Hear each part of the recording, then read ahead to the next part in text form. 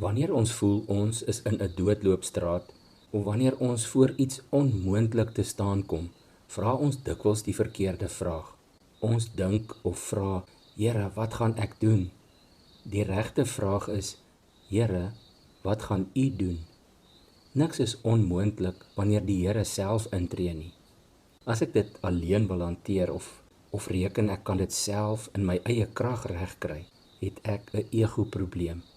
Maar wanneer die Here dit hanteer, wanneer ek hom erken, hom inroep en hom vertrou, dan gaan hy, gedryf deur sy liefde en deernis, tot my redding kom. Jesus is ten diepste bewus van die fynste besonderhede van jou situasie en hy het 'n plan. Hy het die oplossing. Hy word nooit verras nie en weet presies wat hy gaan doen, hoe hy dit gaan doen, wanneer hy dit gaan doen en watter hulpbronne nodig is.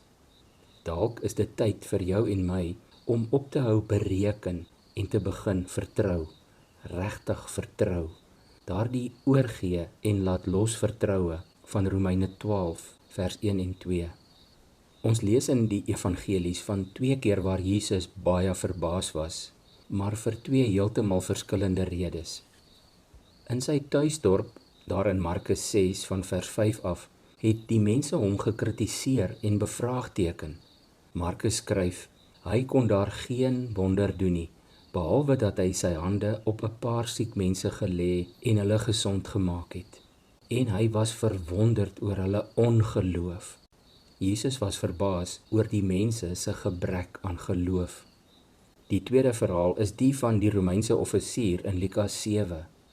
Hy kom na Jesus toe met die geloof dat Jesus sy siek slaaf met net 'n woord kon genees oor 'n afstand. Lukas skryf in vers 9, toe Jesus dit hoor, was hy verwonderd oor hom.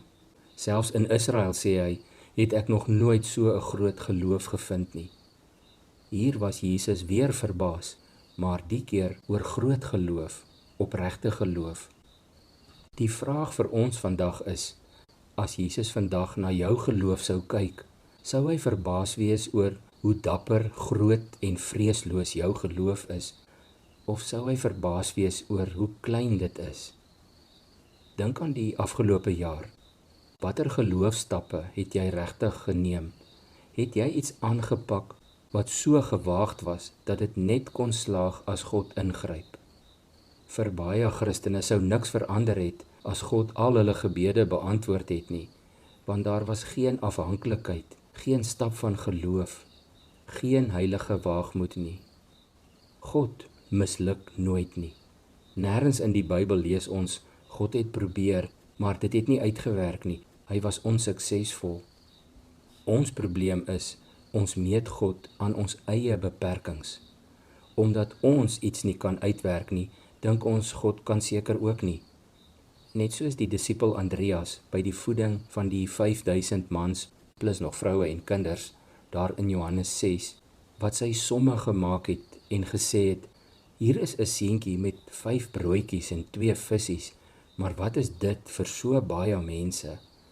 Andreas, wat Jesus al honderde wonders sien doen het, water in wyn verander, ongeveer 600 liter hoë kwaliteit wyn, talle melaatses genees, blindes laat sien, verlamdes laat loop, maar Andreas maak op sy eie insig staat. Hy het probeer verstaan en logies uitreken. Jesus leer ons, geloof vereis nie begrip nie, dit vereis vertroue. Sal jy nie ook vandag die groot stap neem nie? Laat los, gee oor aan God, vertrou hom vir die skynbaar onmoontlike. Kom ons bid saam. Here, vergewe my asseblief vir elke keer wat ek op my eie insig en op my eie krag staat maak. Elke keer wanneer ek met my verstand probeer uitreken waarom ek dink iets is moontlik of onmoontlik. Here, baie dankie dat ek kan weet, U weet presies wat my omstandighede en my uitdagings en my probleme is. Ek vertrou U dat U die onmoontlike kan doen. Amen.